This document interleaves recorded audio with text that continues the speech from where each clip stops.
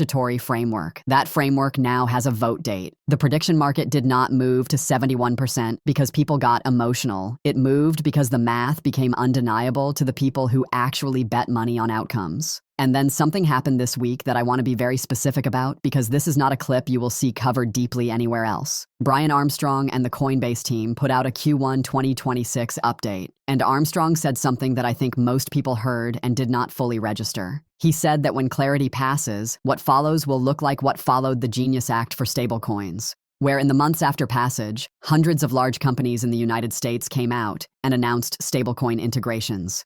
Hundreds, within months. Now think about what that means for XRP specifically. Armstrong is talking about Coinbase's institutional arm, its developer platform, its infrastructure, but he is describing a behavioral pattern that we already have a precedent for. The Genius Act passed. Companies moved, not years later, months later. If the Clarity Act passes on this timeline, with the Genius Act already in place for stablecoins, you are not waiting for a new cycle. You are watching the beginning of a cycle that already started. The smart money on these prediction markets is not betting on price. They are betting on timing. And the timing signal they are reading is that the window between passage and the first institutional deployment is shorter than most retail holders think. Here is my question for you, and I genuinely want to know. Do you think the institutions are already positioned, or are they still loading? Drop it below. That question matters more right now than any price target. Now let me walk you through the specific mechanics of what happens between now and the final signature, because this is where most coverage gets vague, and I want to be precise. The Senate Banking Committee needs to hold a markup session. That is the meeting where senators propose amendments, debate, and vote to move the bill forward. May 14th is the scheduled date for that markup. For that hearing to happen on Thursday, Senate leadership needs to send a notice by Monday, May 12th. That notice is the first real confirmation signal. If Monday passes without that notice, the window shifts.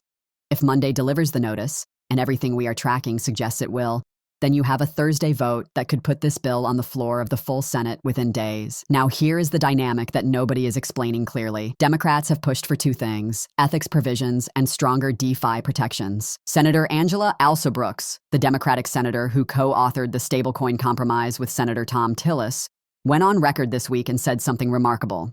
She said, quote, "I think it can pass. I really do."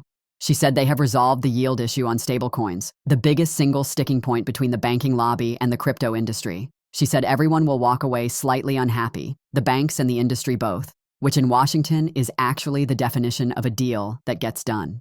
If both sides are slightly unhappy, neither side has captured the bill. That is the balance point legislation needs to survive. The window between now and July recess is the window. After July recess, the calendar compresses significantly going into end-of-year budget battles. This is the moment.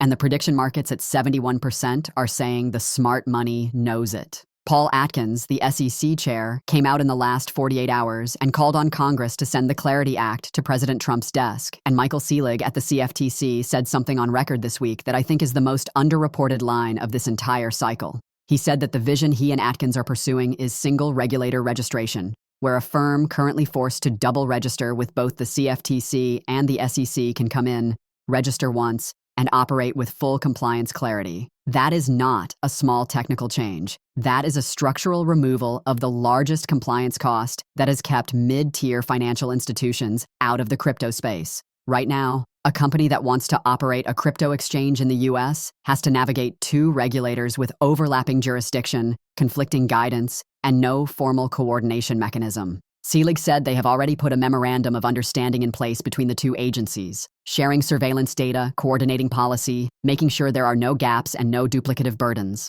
For XRP specifically, this matters enormously, because XRP lives in the space between commodity and security that has been the legal gray zone for years. With CFTC and SEC coordinating under a unified statutory framework, that gray zone gets color-coded. Institutions do not need XRP to be cheap. They need XRP to be legal. And right now, it is about to become both. Here is what I need you